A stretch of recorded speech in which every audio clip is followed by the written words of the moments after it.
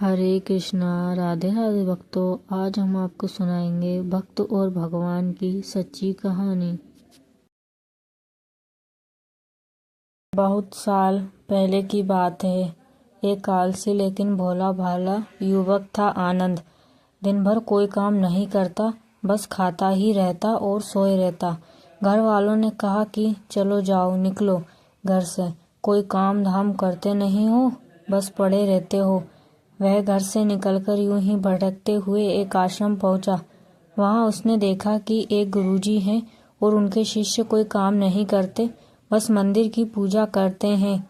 उसने मन में सोचा कि यह बढ़िया है, कोई काम धाम नहीं, बस पूजा ही तो करना है। गुरुजी के पास जाकर पूछा, क्या मैं यहाँ रह सकता हूँ? गुरुजी बोले, हाँ हाँ, क्यों नहीं, लेकिन मैं कोई काम नहीं कर सकता हूँ। गुरुजी, कोई काम नहीं करना है, बस पूजा करनी होगी। आनंद, ठीक है, वह तो मैं कर लूँगा।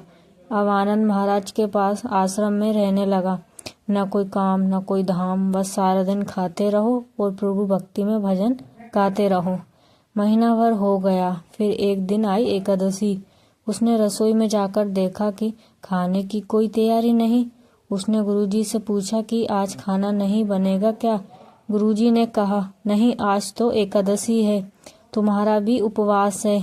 उसने कहा, नहीं, अगर हमने उपवास कर लिया तो कल का दिन ही नहीं देख पाएंगे। हम नहीं कर सकते उपवास, हमें तो भूख लगती है। आपने पहले क्यों नहीं बताया? गुरुजी ने कहा, ठीक है, तुम ना करो उपवास, पर खाना भी तुम्हारे लिए कोई और नहीं बनाएगा, तुम खुद बना लो। मरता क्या ना करता गया रसोई में। गुरुजी फिर आए, देखो, अगर तुम खाना बना लो तो राम जी को भोग जरूर लगा लेना और नदी के उस पार जाकर बना लो रसोई, ठीक है? लकड़ी, आटा, तेल, घी, सब्जी लेकर आनंद महाराज चले गए। जैसे तैसे खाना भी बनाया, खाने लगा तो याद आया कि गुरुजी ने कहा था कि राम जी को भोग लगाना है। लगा भजन गाने, आओ मेरे राम जी भोग लगाओ जी, प्रभु राम आइए, श्री राम आइए, मेरे भोजन का भोग लगाइए। कोई न आया तो वह बेचैन हो गया कि यह तो भूख लग रही है और राम जी आ ही नहीं रहे। भोला माना जानता ही नहीं था कि प्रभु साक्षात आएंगे नहीं, पर गुरुजी की बात मानना जरूरी है।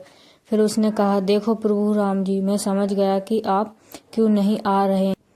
मैंने रूखा सूखा बनाया है और आपको माल खाने की आदत है, इसलिए नहीं आ रहे हैं। तो सुनो प्रभु, आज वह भी कुछ नहीं बना है, सबको एकादशी है, खाना हो तो यहाँ भोग ही खा लो। श्री राम अपने भक्त की सरलता पर बड़े मुस्कुराए और माता सीता के साथ प्रकट हो गए।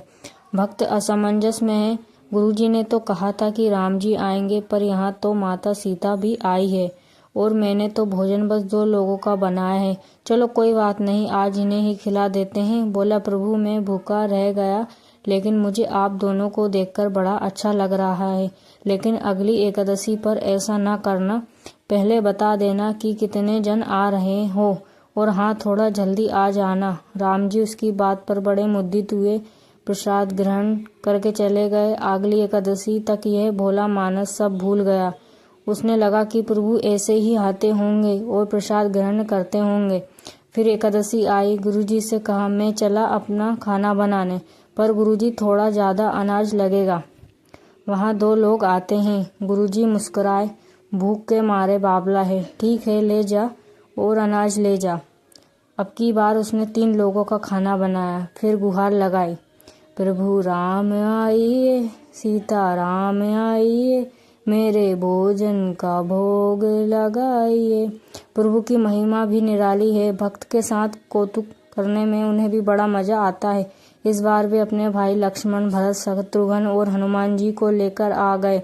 भक्त को चक्कर आ गए, ये क्या हुआ, एक का भोजन बनाया तो 2 आए, आज 2 का खाना ज्यादा बनाया तो पूरा खानदान आ गया। लगता है आज भी भूखा ही रहना पड़ेगा। सबको भोजन लगाया और बैठे देखता रहा। अनजाने ही उसकी भी एकादशी हो गई। फिर अगली एकादशी आने से पहले गुरुजी से कहा, गुरुजी, आपके प्रभु राम जी अकेले क्यों नहीं आते? हर बार कितने सारे लोग ले आते हैं, इस बार अनाज ज़्यादा देना। गुरुजी को लगा कहीं ये अनाज बेचता तो नहीं है, देखना पड़ेगा जाकर। भंडार में कहा, इसे जितना अनाज चाहिए दे दो और छुपकर उसे देखने चले पड़े।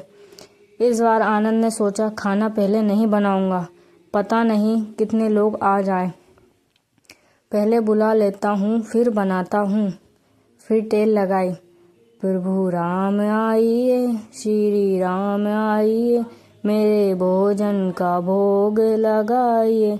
सारा राम दरबार मौजूद। इस बार तो हनुमान जी भी साथ आए, लेकिन ये क्या, प्रसाद तो तैयार ही नहीं है। भक्त ठहरा भोला भाला बोला, प्रभु इस बार मैंने खाना नहीं बनाया। प्रभु ने पूछा, क्यों? बोला, मुझे मिलेगा तो है नहीं, फिर क्या फायदा बनाने का, आप ही बना लो और खुद ही खा लो। राम जी मुस्कुराए, सीता माता भी गदगद हो गई उसके मासूम जवाब से। लक्ष्मण जी बोले, क्या करे प्रभु? प्रभु बोले, भक्त की इच्छा है, पूरी तो करनी ही पड़ेगी, चलो लग जाओ काम से।